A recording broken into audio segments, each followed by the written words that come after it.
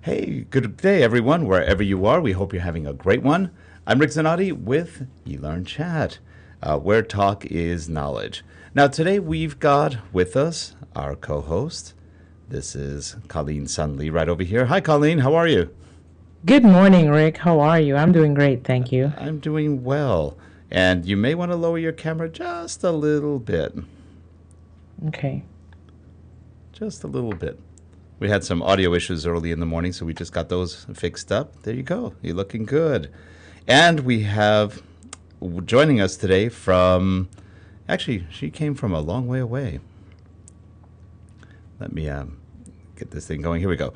All right, joining us today is Pooja Jaisingh. She is the Senior e-learning evangelist for Adobe. Hi, Pooja. How are you? Hi Rick, I'm doing good. How are you doing? I am doing great. Now, Pooja is actually transmitting today from Bangalore, India, so she's a little bit away from us. Though she's pretty close to where Jeff is, about probably 8 hours. Jeff is in Australia. He's in the chat room right now. Still pretty far away, but it's not too far. Anyway, Pooja, you've got all sorts of good stuff to talk about today and share, and there's all sorts of fun stuff happening with Adobe.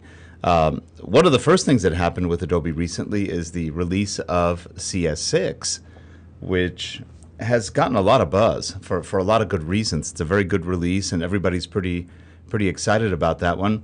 Have you heard any of the buzz going on with CS6, especially some of the new products and the even tools like Photoshop and InDesign? InDesign is actually really cool what they've done with it. Have you guys heard anything, or because I know you're in a different group, but you're integrating with the e-learning suite?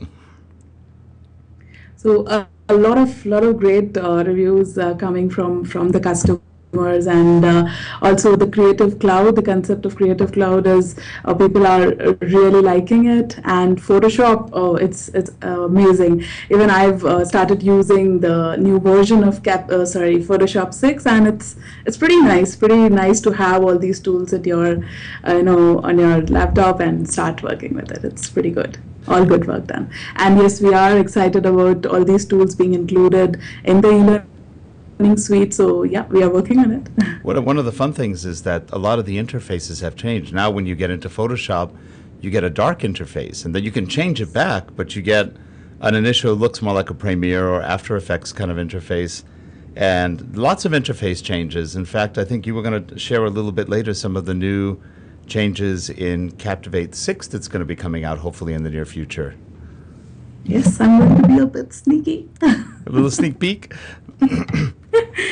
So that's pretty good. So Captivate 6 is going to have a lot of changes. We'll talk about that in a moment. And so tell us, what has been going on with Adobe, with the e-learning suite, with Captivate 6? What's new on the horizon there? Well, what can you tell us? I know it's not released yet, so what can you tell us about what's coming out? So we're doing a lot of good work. So last week I shared a sneak peek on the HTML5 publish options that we'll be getting with natively with Captivate 6. So that's one big thing that I really wanted to talk about to the customers. That's why we released that sneak peek, and we're working on more sneak peeks, and you'll be seeing a lot more coming from us till the product is released. So we heard a lot of customers facing some issues or asking for more features. So this release was mainly to have all that, and yes, we have revamped the UI completely. So yes, I will be showing that to you in a bit. So Rick, if you'd like to show the screenshot, the picture one, I can talk about it. Sure. Here we go. This is picture one.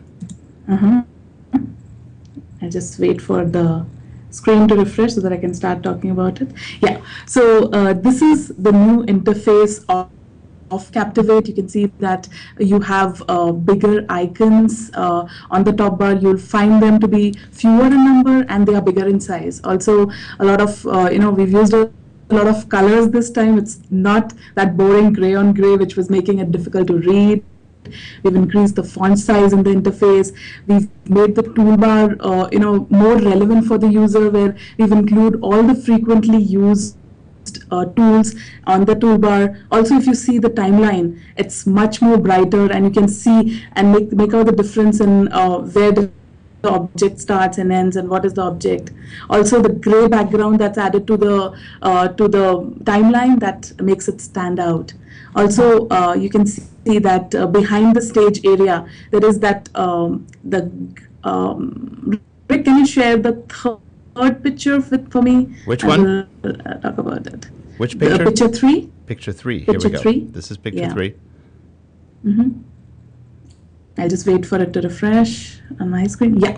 So here you can see that the scrap area behind the stage is has got a gray gradient fill, and it's a textured fill which makes the stage content stand out. Also, we've added a lot of shadow behind the stage so that the content which is there on stage is not mixed with the color on the scrap area. So it makes it look more prominent, and you can get a better look of what course you are creating. Yeah. Also, on the properties inspector, you can find that a lot of changes we have done. We've increased the font size so that it's more readable, and we've kind of organized it well so that it looks better, and it's easier for the customers to use. Rick, can you show the second image?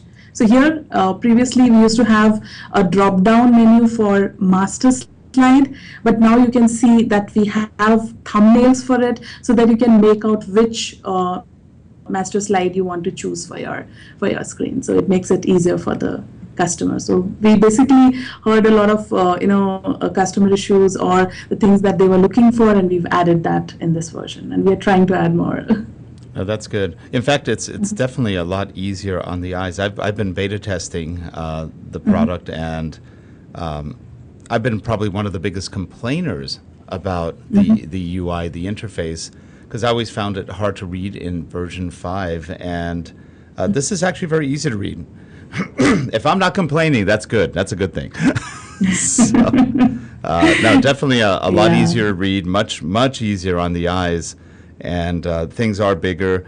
A lot of us work on the product 8, 10, 12 hours a day. So when we do work on it, we want to be able to not be tired as far as eyes go. So this is definitely a pretty big improvement. Now there is one more slide. I think it was the 4th slide. You want me to bring that one up? Yes. This one? Okay, so this is our publish option, and I had shared it in the sneak peek that we have HTML5 output for natively from Captivate, and what this allows you to do is have a pause and resume functionality, so you can take your course on a desktop, start it, stop it there, and then continue from the same place in the iPad. So what it does is it identifies from where you have stopped, and which page you are on, which slide you are on, and it allows you to take it from there. So it makes it a lot easier for the learners to take their courses and complete it, and it is not device dependent at all. So that's a good thing. Now, is this generating full HTML5 for any Captivate course at this point? So as long as it's Captivate 6, it can generate a full HTML5 course. That's great. Yeah. That's pretty good. I haven't played with that yet. You should. I will. You should, Rick. I will.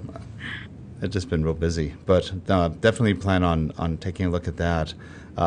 It's interesting because if you look at the whole world of Flash versus HTML5, I guess sadly Flash has lost. A lot of us have been in Flash for a long time, and but I'm not sure it's a bad thing. HTML5 looks very good. Have you looked at the Adobe Edge product? No, not yet. It's been really busy with Captivate, so it's really fun. Yeah, I need to later. It kind of reminds me of what Flash was several years ago, where you've got really an animation builder that's completely HTML5 based. In other words, it generates complete HTML5, and it does a beautiful job of it. If you haven't played with Edge, it is now shipping as part of the. I'm not sure what suite it's in. If it's all the suites, or I know it's in the master. I have the master collection. We have a couple of those, and it's really a fun suite. It's a fun product. it's just a lot of fun to work with. And as far as Captivate goes, I guess there's going to be a release coming soon. Nobody knows dates yet. I know you can't tell dates, but soon. That's what I hear from people. Soon. Yeah. So soon, and we are being really, really sneaky about it these days. So Alan, myself, and Vish have been planning a lot of sneak peek videos, and you'll be seeing them from us coming frequently. And we're really excited about the release. That sounds good. And in fact, for those who are wondering, Dr. Alan Partridge will be also back here, I think, in about a couple weeks. Colleen, was he in a couple weeks? Yeah, he's going to be in I think, June 20th or something like that. Okay, so about 3 more weeks. Mm-hmm. That sounds good. Yeah. Always fun. So I have a couple questions in the chat room, Rick. First from Leva, and she's wondering how easy an animation built with Edge can be integrated into Captivate. That's a good question. I have not tried integrating yet. What it does is they are web-based. So as long as you have a link, you could probably embed that link into Captivate and show it that way, or call it up as excuse me, as an HTML file. So if you do that, if you call it up as a web page, it should be fine. It'll integrate completely. I don't know if it'll integrate where you can actually put it on the screen and it runs like a widget. That I'm not sure.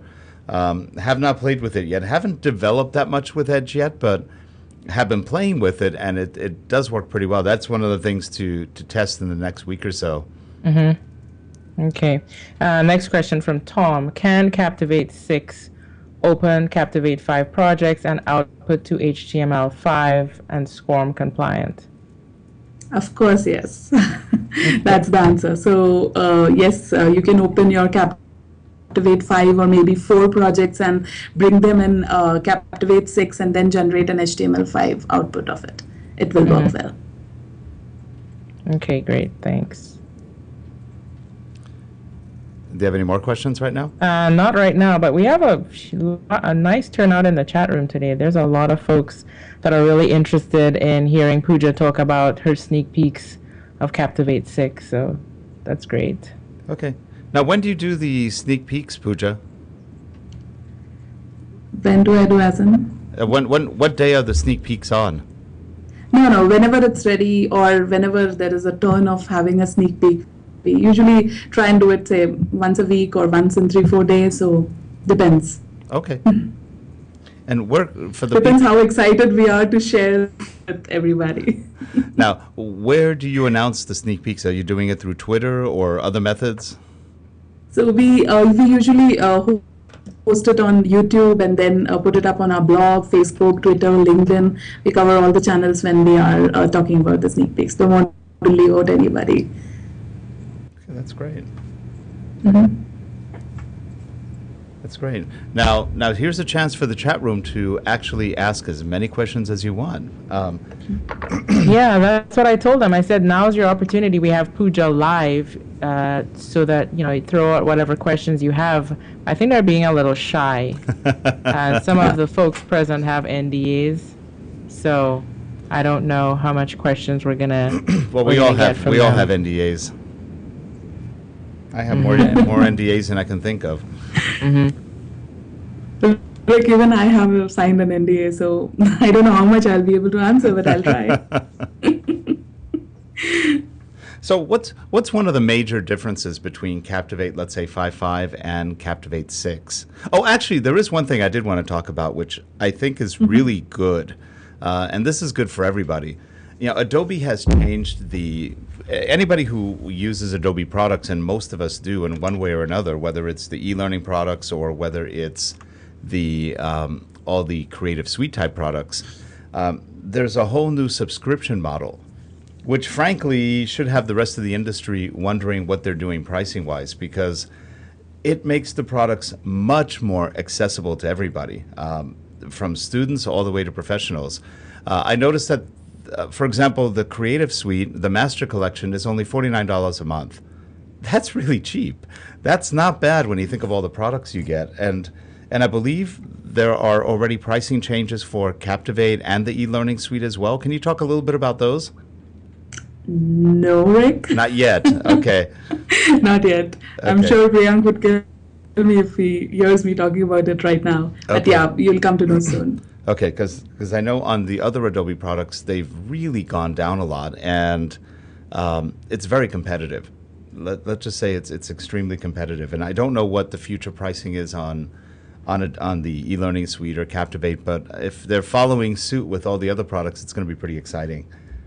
So that'll be good. Makes it much more accessible, especially in economic downturns like we've all been experiencing, which is it's not fun, but hopefully short-lived.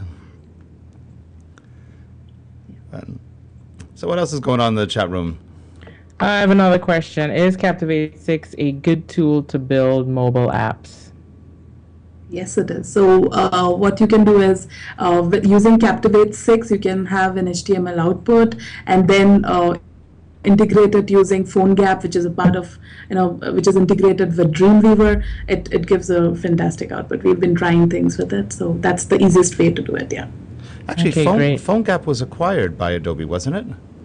Yes, it was. That's really, PhoneGap was a pretty good little product. I believe it takes it's kind of like it's kind of a step beyond what Device Central used to do. It pretty much takes your output and then converts it into a mobile platform, correct? Yeah. So is that going to be integrated directly into Captivate 6 now? Or through No, Dreamweaver? that'll be part of Dreamweaver. If you've seen in Dreamweaver 6, you'll find it integrated with Dreamweaver, and Dreamweaver is a part of eLearning suite. So yeah, you'll get a better integration there. That'll be great. That'll be really good. So, it's interesting. A lot of people don't realize that Captivate right now is about 68% of the e-learning marketplace, which is a huge percentage when you consider how many vendors are in the market, and a lot of people don't realize that, and also I think a lot of people are realizing that it's not just that Captivate. This is one of the things I've been hearing for years, and in essence, everybody thinks Captivate is only a simulation tool, and it does a lot more than simulations. It can do full soft skills. I would say we do probably half of our Captivate work is simulations, and the rest is soft skills. We do a lot of soft skill development, and for some odd reason, people still kind of think of the old robo-help. If the people who've been around a long time go, oh, it's strictly a simulation tool. Pooja, how much do you see people going from developing all sorts of things with Captivate, not just simulations? So yeah, the major portion of the users are still using it for simulations, but I've seen a lot of people using it for soft skills courses, and yeah, using advanced actions and variables. Thanks to Lee for blogging so extensively about it and spreading awareness of what all you can do using advanced actions and variables, and also the branching ability that you have in Captivate. It makes it really easy for you to create soft skills courses. I recently created a scenario-based course. Just try to attempt to do that, and Captivate worked beautifully with that. So it was a nice thing that worked well. That's good. Now, how long have you been with Adobe? It's been about a year and a half. Only a year and a half. Yeah. Okay. So where did you work before? Before, I was working with JP Morgan Bank as JP a Morgan, senior okay. instructional designer. So I was into hardcore, instructional design, creating storyboards and analysis and all that stuff. And here I am talking about Captivate, and Very, very different, right? very different, very different. And it's very exciting because you get to meet a lot of people, talk to customers, and understand their workflow. So what you learn in this job is 100 times more than what I was doing previously. Oh, that's fun. Yeah, it's funny. I came from a financial background too. Originally, I started with Citibank, and we work right now with GE Money or GE Capital, which again, a lot of financial apps, and we use Captivate almost exclusively for what we develop. I think we've done thousands of simulations over there, so it's fun. It's pretty good. I'm trying to get them to use sound. They don't use a lot of sound because things change so much. And it's sort of interesting. A lot of people say, without sound, e-learning is no good. And to a point, I agree with that. But the problem is you don't always have the ability to have sound. In the case of some of our clients, they change software regulations change so much that they don't put sound in. They don't even bother because it just takes too long. And it's a shame. I wish we could do more sound, but the sound is one of those things that when you have 50 changes a year, they just don't do it. So we find that the simulations themselves work pretty well with the captions and everything else. So, yeah, but when you add voiceover to your courses, it brings your courses to life. It does. It's like makes it real instead of just reading some text. It just makes it wow. I agree. I don't like it without sound, unfortunately. A lot of people don't like. But then when you have to maintain the courses, on-screen text is the way to go. There's no other way out. Right, and of course, a lot of people some people try using the text-to-speech, but I don't know. I'm not a fan of text. It sounds okay. Some of them are pretty good, but it just doesn't replace the real voice. And it's sort of interesting. When people say, "Can we use text-to-speech?" Sure, you can, but would you? I don't know if I would. I like that warmth of the human voice. What do you think, Colleen? And you can't have that enthusiasm in that. Oh, you can't have that fun in that. But if you have to create a short course or maybe for a small audience, you can try adding. Well, also what happens is people like Colleen and I spend a lot of money on microphones, so we want to make sure that we get in there. When you have a sultry voice like mine, Rick, I mean, I'd lean more to the voiceover, but I understand where Pooja is coming from with the amount of labor-intensive work. I finally got you to admit you have a sultry voice. You finally admitted it. Yeah. Unfortunately, I had to turn my compressor off, but so it's a little less sultry right now, right? A little less sultry right now. That's funny. Hey, so what's going on in the chat room? Since we have a lot of people, what are the questions? You bring up the topic of microphones, Rick, and someone says, "What's the best mic to use with Captivate?" I mean, I guess that can be any mic that's a good mic. Really, any mic that's a good mic. However, if you look at a mic like this, and this is not a cheap mic. This is, I'm going to bring it up. Are you doing the Neumann today? No, I'm doing the Neumann right now, but that's not really a mic I would use for e-learning, at least not for simulations. But here is a very small mic. This is called the Rode HS1. Rode is R-O-D-E. Now this just fits over your ear and really fits very snug across your... I use it in a lot of the shows. You've probably seen this as we do this. Well, this is about a $300 mic. The nice thing about any of these kind of mics, if you're doing simulation work, if you're recording as you go and you're moving your head around, these things are great because you don't get any of the audio distancing. In other words, you don't get proximity effect issues. In other words, if I'm talking here and then I move over here, you'll hear a big sound difference as I move from one to the other. You don't get that with those kind of mics. So if you're doing simulation training, I definitely use a headset mic, and you don't have to spend $300. You can get very good mics for anywhere from $50 to about $100 that are very good headset mics. Logitech makes some, Plantronics makes some really good ones, and all of those will give you very good audio for your Captivate pieces. A lot of times it's not the microphone that's a problem, it's the way we put them or where we put them. People tend to put it right in front of their mouths, and then when they talk you hear poof, poof, poof, poof. And they go, why does it sound not good? Well, it sounds not good because you're breathing into it. So just a bit of advice, a quick tech tip. If you have a microphone and it's here, bring it down to about your chin. It will sound a lot better. Okay, advice for the day. But yeah, you can definitely record with tools like with Captivate as you go. I don't recommend that. Now, Pooja, I know Captivate can record as you go. I usually recommend that people record it afterwards, just for better sound, cleaner sound. If you're in a hurry, just record it as you go. If you're recording a screen simulation or anything like that. We don't record that many. It's sort of interesting. You know how Captivate can do all the recordings and stuff, and we don't take advantage of that 90% of the time, and it's really a shame. it's because our clients are external. They're remote. They're all over the world. And sometimes what we have to do, mostly actually not all over the world, mostly all over the U.S., and we do everything through WebEx or GoToMeeting. We record their screens remotely, so we can't record using Captivate because it would capture everything. It wouldn't work well. So we record using Snagit and then bring it into Captivate. And if we have to add a mouse, we'll add a mouse and move it and things like that. It's a lot easier when you've got people all over the world, all over the place, and just easier to record screens that way and just do quick screen captures.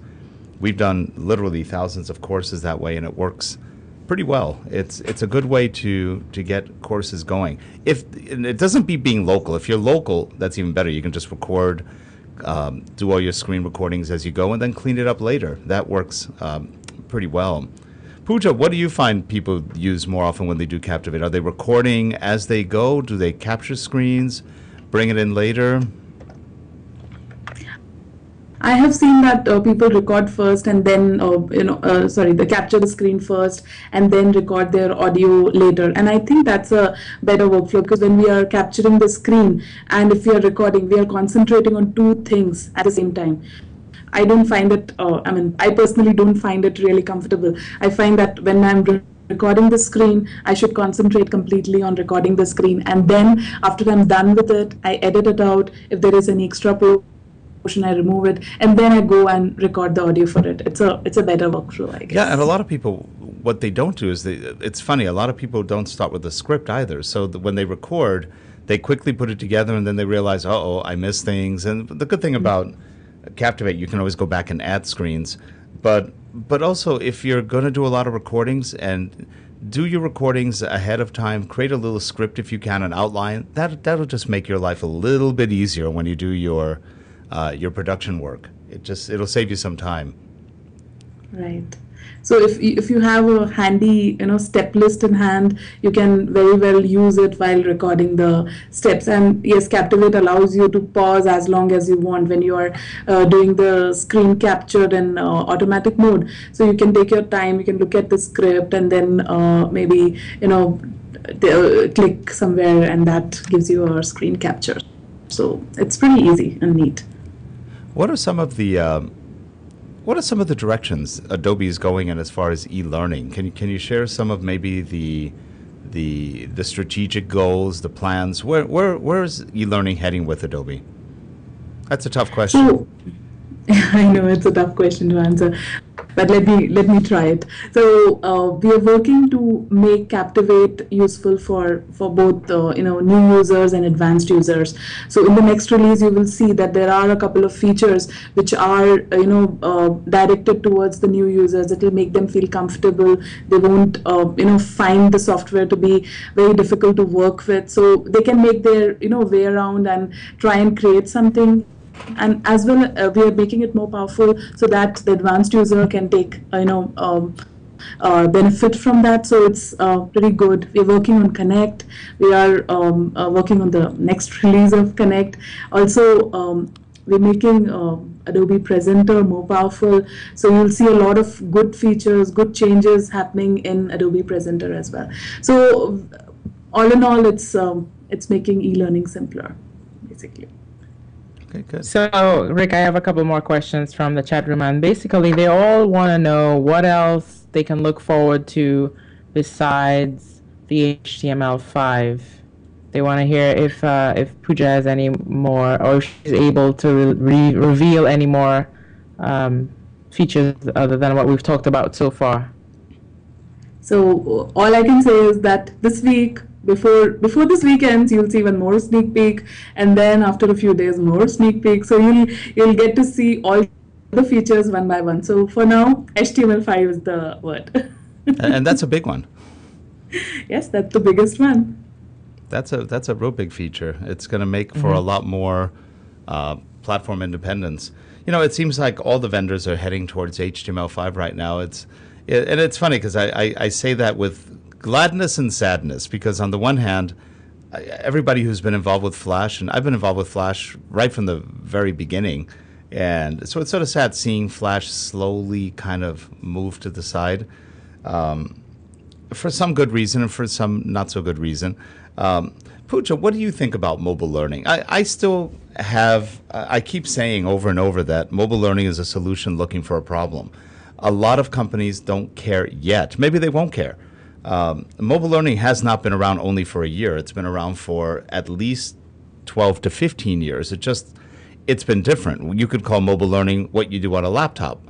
But nowadays, I think mobile learning is more phones and tablets, probably more tablets. But if you think of most companies, they're not going to give everybody tablets, and they're not going to allow certain security sensitive things to go remotely. What do you think is going on with that?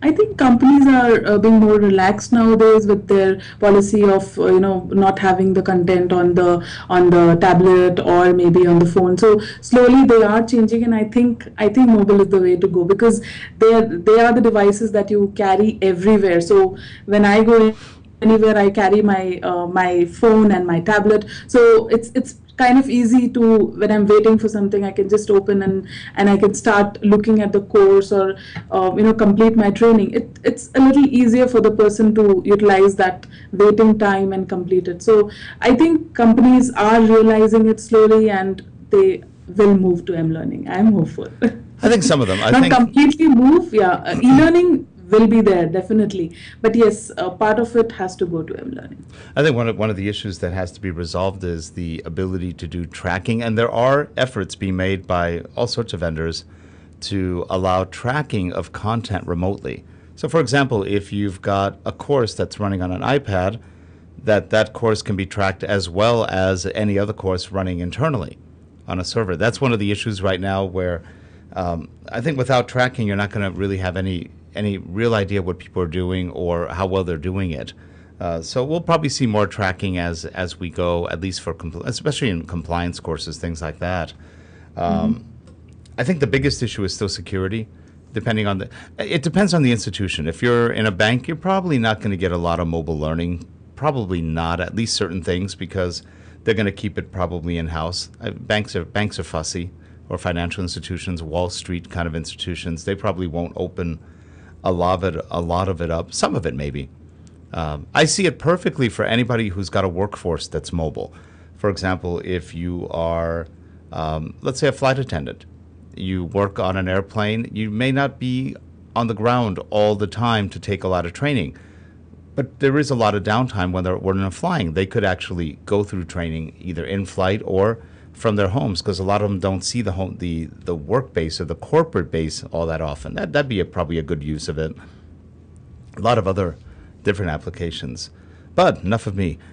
Chat room. What's going on in the chat room? One of the questions someone asked earlier, Rick, was, and we have a lot of super users in the chat room, but someone would like to know if there's, how would you advise someone who's never used Captivate before to start learning Captivate? What would be the best route? So I would say that there are a lot of trainings that we have conducted, Alan, Vish, and myself, and they are there on our blog page. On our blog page, you'll see that there's a big picture of Captivate. When you go there, you'll find around 70, 80 trainings only on Captivate. Go through them and you'll learn a lot from it. Also, there are a lot of, we have Get Satisfaction Forum, we have the Adobe Forum, and there, if you have any questions, it gets answered instantly by all our community experts and our in-house engineers. So a lot of help is there, and trainings are available. Also, Alan, Vish, and I always, we give out our email IDs, and we encourage the customers to reach out to us directly so that we can, resolve their issues or find somebody to resolve the issues. So we are open to, help the users learn Captivate fast. So yeah. And actually, if you go to the Facebook page for Adobe Captivate, that has something like 35,000 or more users, and there's a lot of content posted out there. A lot of training content, a lot of posts. I know Alan's been pushing that a lot. I know you're on that as well. So that's a good place for resources. A lot of podcasts out there on Adobe Captivate. You've got a lot of good training companies.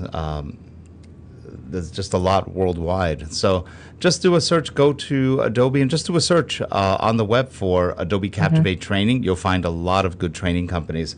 A lot of good books on Adobe Captivate. In fact, in the old days, there were only 1 or 2. There's about 10 or 12 now on Captivate, and that seems to be growing. So I'm sure there'll be a lot of new books on Captivate 6.